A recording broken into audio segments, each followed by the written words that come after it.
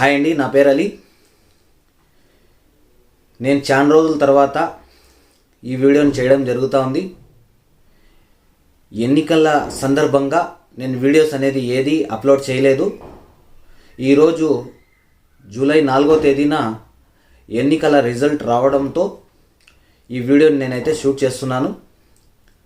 ఏదైతే నేను ఇంతకుముందు వీడియోలో ఫిబ్రవరి 26వ తేదీన మన ఊరి ఎమ్మెల్యే గారి గురించి మాట్లాడుతూ ఒక వీడియోని అయితే నేను పోస్ట్ చేయడం జరిగింది. అదే వీడియోలో మన నెక్స్ట్ ఎమ్మెల్యే షాజహాన్ బాషా గారి గురించి కూడా నేను మాట్లాడడం జరిగింది.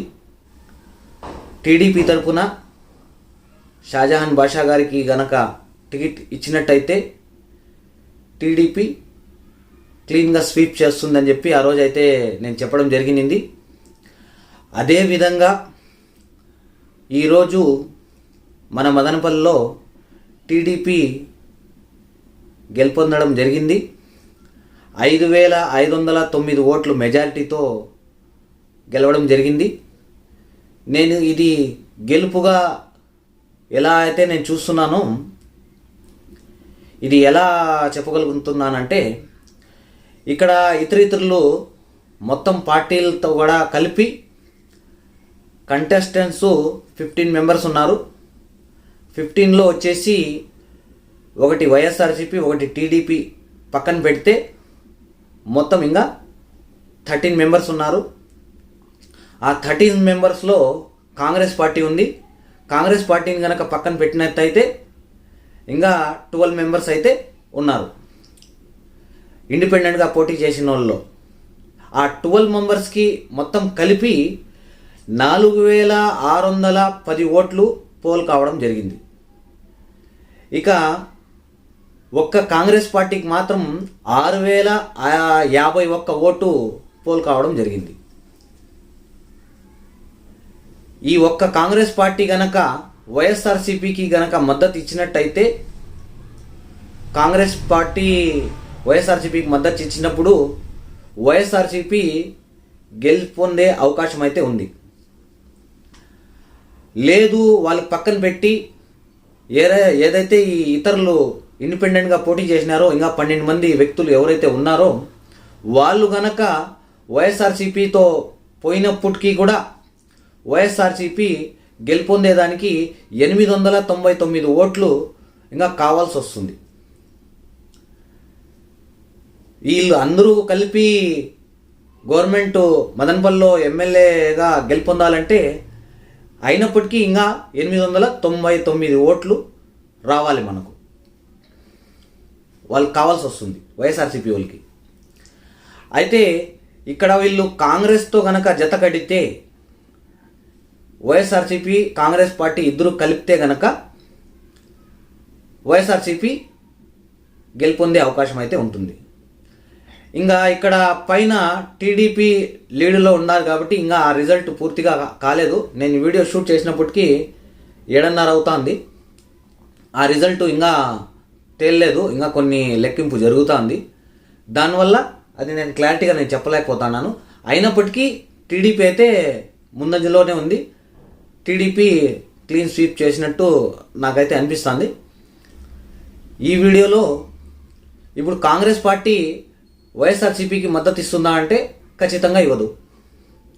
ఏదైతే నేను ముందు నుండి కాంగ్రెస్ పార్టీ హవా అయితే ఉంటుంది, ఓట్లు అయితే చీలుస్తుందని చెప్పి ఏదైతే నేను చెప్పడం జరిగిందో, అదేవిధంగా కాంగ్రెస్ పార్టీ 6,051 ఓటు చీల్చడం జరిగింది. ప్రతి నియోజకవర్గంలోనూ ఇదే విధంగా 10,000, 15,000 ఆ విధంగా ఓట్లు అనేది చీల్చడం జరిగింది. హవా అయితే ఉంటుందని నేనైతే భావించినాను. ఇంకా నేను 1-2 సీట్లు వస్తాయని నేను భావించాను. కాకపోతే సీట్లు అనేది ఎక్కడా రాలేదు, 0 కాంగ్రెస్ పార్టీకి. ఇంకా పైన ఏ విధంగా ఉంటుందనేది నేను ముందు వీడియోలో అయితే నేను చెప్పడం జరుగుతుంది. ఇప్పుడు వరకు అయితే ఈ రిజల్ట్ అయితే నేను చూసి, మనకు ఈ ఇతరులు మొత్తం కలిపినా కూడా ఇంకా 899 ఓట్లు కావాల్సి వస్తుంది. దానివల్ల నేను క్లీన్ స్వీప్గా దీన్ని భావించి నేను టీడీపీకి నేను పోస్ట్ వేయడం జరిగింది నా ఫేస్బుక్ అకౌంట్లో. ఇక్కడ మనకు ఇంకో ముఖ్య విషయం మాట్లాడుకోవాల్సి ఉంది. అది ఏంటంటే, ఇప్పుడు మన ఏపీకి ఆంధ్రప్రదేశ్కి మంచి అవకాశం అయితే వచ్చింది. ఇప్పుడు గనక మనం ఏదైతే కోరుకుంటామో అది పైన అధిష్టానం ఇచ్చేదానికి సిద్ధంగా ఉంది. అది బీజేపీ గవర్నమెంట్ అయినా కానీ, ఇటు కాంగ్రెస్ ప్రభుత్వం కానీ ఇచ్చేదానికి సిద్ధంగా ఉంది. ఇప్పుడు మన నెక్స్ట్ ముఖ్యమంత్రి ఎవరైతే నారా చంద్రబాబు నాయుడు గారు ఉన్నారో ఆయన డిసిషన్ పైన గవర్నమెంట్ ఫామ్ అయ్యే ఛాన్సెస్ ఉన్నాయి. సో దాన్ని ఈయన పరిగణనలోకి తీసుకొని ఎట్టుపోతే బాగుంటుంది ఆలోచన చేసుకొని, ప్రజలకి ఎలా బాగుంటుందో ఆలోచన చేసుకొని, మన ఆంధ్రప్రదేశ్కి ఎటువంటి ఇబ్బందులు ఉన్నాయి, మన ఆంధ్రప్రదేశ్కి ఏం కావాలి అనేది గనక ఆయన చూసినట్టయితే, ఇప్పుడైతే మనకు చాలామంది అంటారు మన చంద్రబాబు నాయుడు గారు ఢిల్లీలో చక్రం తిప్పగలరు అని. ఇప్పుడైతే ఆ అవకాశం ఆయనకు వచ్చింది, ఖచ్చితంగా వచ్చింది.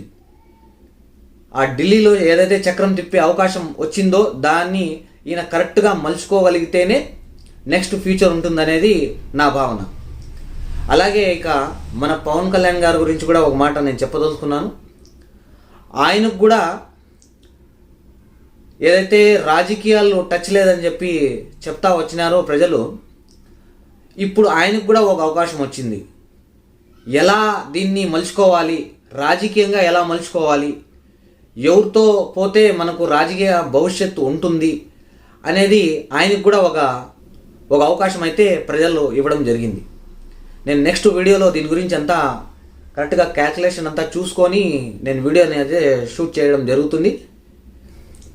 ఎవరైతే టీడీపీ తరపున గెలిపిందే ఎమ్మెల్యేలు ఉన్నారో వాళ్ళందరికీ స్వాగతం పలుకుతూ, మన ఆంధ్రప్రదేశ్ భవిష్యత్తు కోసం మీరు పనిచేయాలని చెప్పి నేను కోరుకుంటూ ఈ వీడియోని ఇంతటితో ముగిస్తున్నాను. Thank you.